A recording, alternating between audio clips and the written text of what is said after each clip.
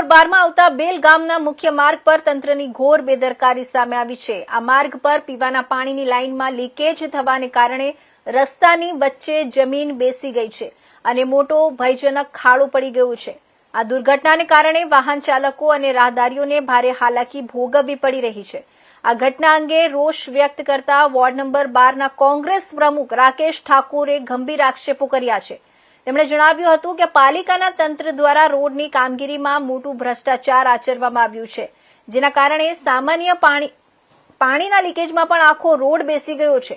સ્થાનિકોએ આ ભયજનક ખાડાનું સત્વરે સમારકામ કરવાની માંગ કરી છે, જેથી કોઈ મોટી જાનહાનિ ન થાય।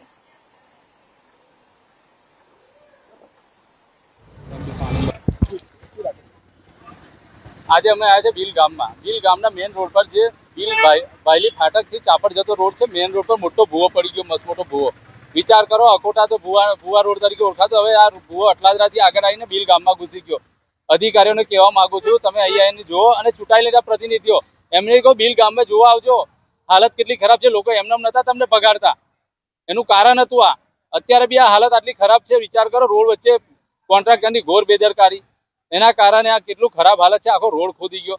અહીંયાના લોકોનું કેવું છે 25 કમ્પ્લેન આલી પણ કોઈ જોવા નથી આવતું। એટલે લોકોની હાલત તો જુઓ તમે।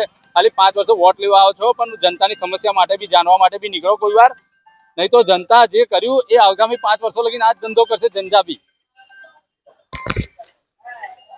આ ભીલ ગામમાં નહીં, આખા વડોદરાની હાલત આવી જ છે। અત્ર સર્વત્ર ભૂવા ને ભૂવા, જાણે મહારાજા સયાજીરાવ ગાયકવાડે કોઈ ખજાનો બાકી મૂક્યો હોય અંદર અને શોધવાનું ભૂલી ગયા હોય એમ નકશા વગર આખું વડોદરા ખોદી માર્યું છે। આ લોકોને જ્યાં સુધી એ ખજાનો નહીં મળે ને ત્યાં સુધી આની ઘોર નહીં મૂકે, ખોદ જ ચાલુ રાખશે। અલા, કાલે માનનીય વડાપ્રધાન શ્રી નરેન્દ્ર મોદી સાહેબ વડોદરાની મુલાકાતે આવ્યા। અમને તો ખૂબ જ ગમ્યું કે એરપોર્ટ થી લઈને ગદા સર્કલ સુધીનો રોડ ચકાચક કરી નાખ્યો। વડોદરાને સ્વર્ગ જેવી ફિલિંગ આવી ગઈ। હું તો મોદી સાહેબને કહીશ કે તમે અહીંયા જ રોકાઈ જાઓ તો આખું વડોદરા ચકાચક થઈ જાય, પણ તમારો બી ખર્ચો વડોદરાવાસીઓને પોસાય એમ નથી, એટલે એવું નહીં કરી શકીએ।